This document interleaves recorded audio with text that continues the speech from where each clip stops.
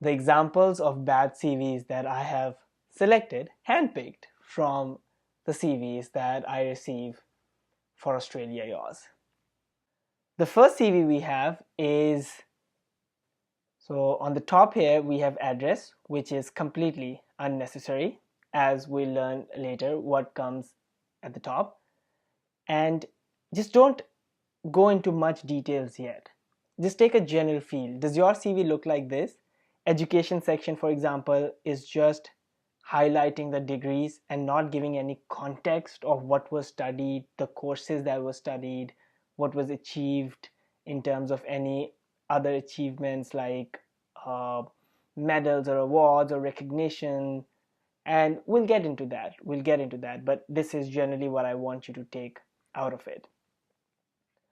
Also, the bullet points are more like paragraphs here, which it's a no-no. In a hack one, you'll see how to construct it better. And of course, it's a long CV. There's 2 pages, and there's a lot of fat that needs to be trimmed to get to the meat.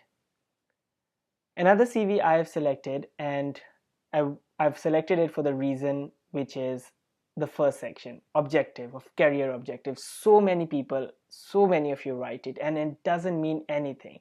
What does it mean that I'm keen to embark on a career with dynamic environment towards a successful career by making the best of my professional abilities and interpersonal skills? All of these are flowery words that don't mean anything.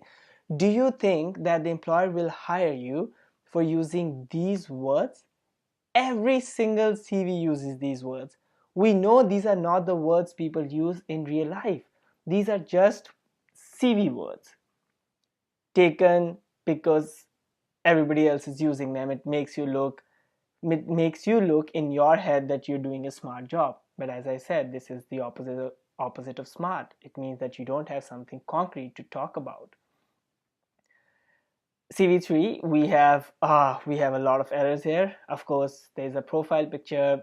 That's a big no-no in CV. It's unprofessional. All this extra information is unprofessional, and we'll of course get into all the details, but just take a feel out of it. Objective section, not important.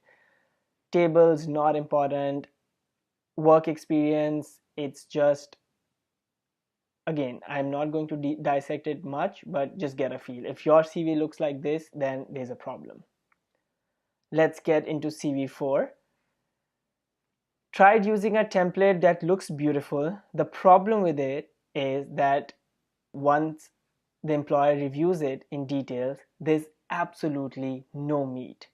There is a seeking a challenging career with a progressive organization that provides an opportunity, kind of vague, meaningless, flowery language.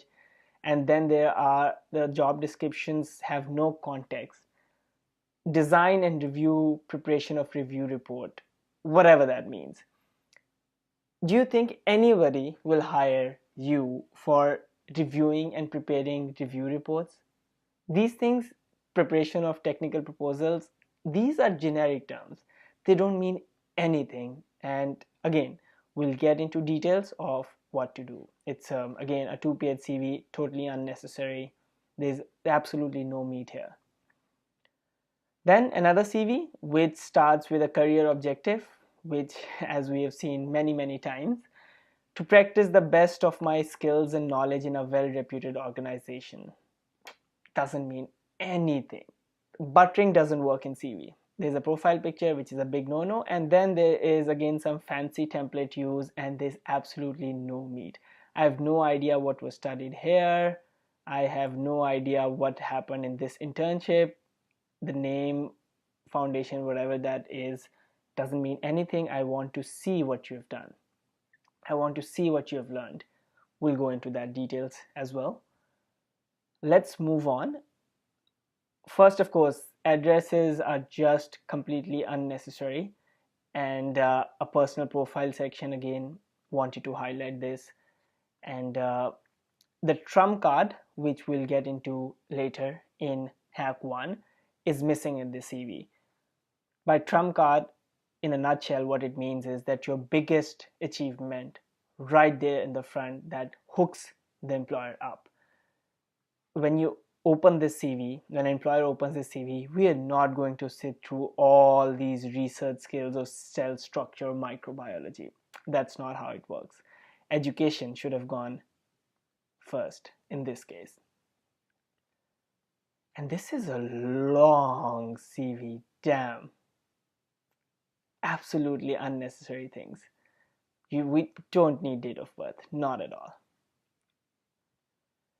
Number 7, profile picture, big mistake, professional summary, and then it's just 2 pages and don't know what to get out of it. Like, what is a career statement? It doesn't mean anything. Skill set, excellent customer service, doesn't mean anything. Strong attention to detail. There's absolutely nothing to take out of it as well. And let's get to the last CV. The last CV I have selected for reason like this. So I get a lot of CVs where the work experience is just a list of all the machines or all the circuits that the applicant has worked on. And the employer is not looking for these. The employer is not interested if the motor you have worked on 13.8 kV as well as 132 kV as well as 380 kV. No, not at all. The employer is interested in, do you understand the switch gears or motors, whatever this is, irrespective of what motor or switch gear that is, and how what you have done in the job which has improved the process or the efficiency. Give us meat, the vivid details of what you did in 2 to 3 bullet points. So if your CV contains work experience as, and I'm sure your will, because I get a lot of such CVs with this kind of work experience, a lot of technical details with like a list of 15 bullet points, that's a big no. And this is one of the CVs by an Australia Yours readers that I revamped completely into actually a 1-page CV, and it's a full 2-page CV. So I'll show you the before and after as well once we get into the stage 1, and you'll see how this is completely changed. And now I want to give you an overview of what an outstanding CV looks like. This CV is the model that by the time you end this course, you will be able to make.